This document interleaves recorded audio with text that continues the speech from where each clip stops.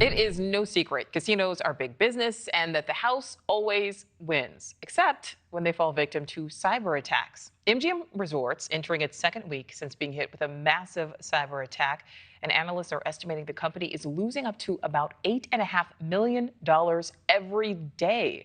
Now, keep in mind, MGM generates about $42 million in revenue and $8 million in cash flow daily. Now, those not impacted by casino hackers could likely be impacted when they can't find their favorite cleaning products, on their store shelves.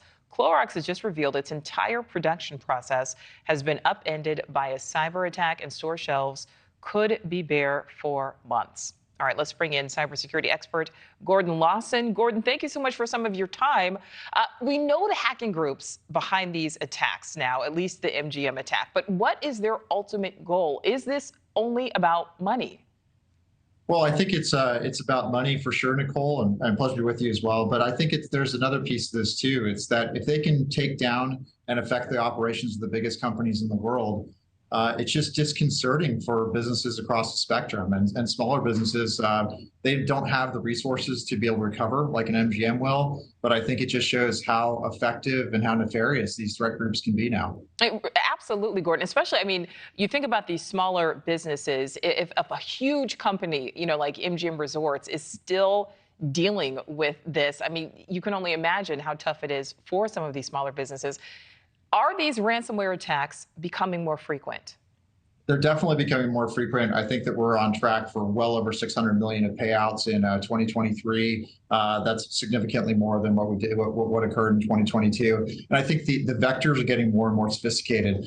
This particular threat group is an expert in being able to do vishing or voice phishing, where they can use a LinkedIn profile or another social media profile to report to be someone else. And their English is very, very good. So when they call that help desk, get credentials, it's very hard to defend against that. And so I think that the vigilance for individual users, for IT admins, and for companies in general, it needs to get much stronger than it currently is in order to defend against these types of threats. Absolutely, Gordon. And we're talking businesses here. Right now I'm talking about MGM Resorts, talking about the Clorox company, but it's also schools, it's government entities. I mean, how do they best protect themselves?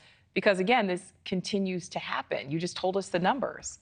Right. A few things. First, continuous training, and not just phishing emails, not just the fake phishing emails, right? Learn where the other vectors are. I just got a text today purporting to be from USPS. It was obviously fake, but you need to have the muscle memory to recognize that what a nefarious link looks like. More protections at the browser level as well, more protections at the identity level. But I really think you almost can't train enough in order to get your employees prepared against this. And I think folks need to apply critical thinking and common sense. If it doesn't sound right, if it doesn't look right, you need to ask for help. And I think that that's really, really critical to be able to defend against it, because it's not going away, and the threat actors are getting more and more sophisticated in their vectors. They certainly are. Gordon, it's so funny. I got a call yesterday from U.S. Customs and Border Patrol, but I think what tipped me off was the fact that this agent, had a very heavy foreign accent. Before we let you go here, is there any way to be fully protected, or will there always be some vulnerability points?